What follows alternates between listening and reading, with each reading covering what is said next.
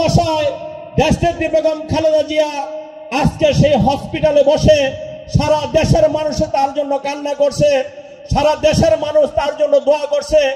একজন রাজনীতিবিদ হিসাবে দেশনেত্রী বেগম খালেদা জিয়ার এর চেয়ে বড় প্রাপ্তি আর কি হতে পারে? আপনারা তো মনে করেন দেশনেত্রী বেগম খালেদা জিয়া সে সম্মান পাওয়ার যোগ্য, শহীদ রাষ্ট্রপতি জিয়া রহমান সেই সম্মান পাওয়ার যোগ্য, আমাদের নেতা জনাব তারেক রহমান সেই সম্মান পাওয়ার যোগ্য।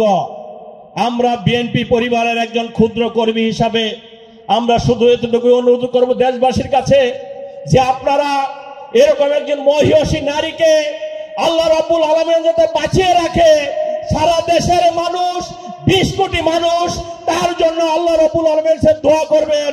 আজকে মাঠে যারা আছেন আপনারা আল্লাহ রাব্বুল আলামিনের কাছে দোয়া করবেন। আমাদের নেত্রী, এই আল্লাহ তোমার কাছে আর কিছু চাওয়ার নেই, আমাদের নেত্রীকে হাত দিয়ে যাও, আমাদের নেত্রীকে সুস্থ করো, এই দেশের জন্য, এই জাতির জন্য, বাংলাদেশি মানুষের জন্য। আমি সকলের কাছে অনুরোধ করব, আমরা মন খুলে আমাদের মায়ের জন্য দোয়া করব, আমার মায়ের জন্য দোয়া করব যাতে আল্লাহ রাব্বুল আলামিন তাকে সুস্থ করে দেয়। আজকে বক্তব্য দীর্ঘায়িত না করে আজকে আমাদের ঢাকা মহানগর উত্তরে যে সমস্ত নেতৃবৃন্দ এসেছেন, ঢাকা 18 আসনের 8টি থানার যে সমস্ত নেতৃবৃন্দ এসেছেন, অঙ্গ সহযোগী সংগঠন নেতৃবৃন্দ এসেছেন, সাধারণ মানুষ এসেছেন, আপনাদেরকে আমি আমার অন্তঃস্থল থেকে আমার এই যে ঢাকা 18 আসনের পরিবার, এই পরিবারের অন্তঃস্থল থেকে ধন্যবাদ জানাচ্ছি।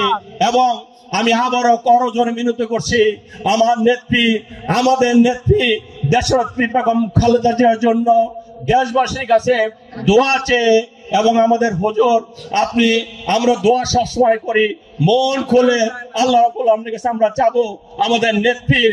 আল্লাহ রাব্বুল আলামিন আমরা জানি না আল্লাহ রাব্বুল আলামিন আমাদের নেত্রীর হায়াত কতদিন রেখেছে, কিন্তু আমি বিশ্বাস করি এই 20 কোটি মানুষের 40 কোটি হাতের দোয়ার বরকতে আল্লাহ রাব্বুল আলামিন আমাদের নেত্রীকে সুস্থ করে দেবে ইনশাআল্লাহ। সকলকে ধন্যবাদ। আল্লাহ হাফেজ। বাংলাদেশ জিন্দাবাদ, জাতীয় দল জিন্দাবাদ, শহীদ রাষ্ট্রপতি জিয়া রহমান ওমর হোক, দেশনেত্রী বেগম খালেদা জিয়া দীর্ঘজীবী হোক, তারুণের অহংকার তারেক রহমান জিন্দাবাদ। সকলকে ধন্যবাদ। আসসালামু আলাইকুম।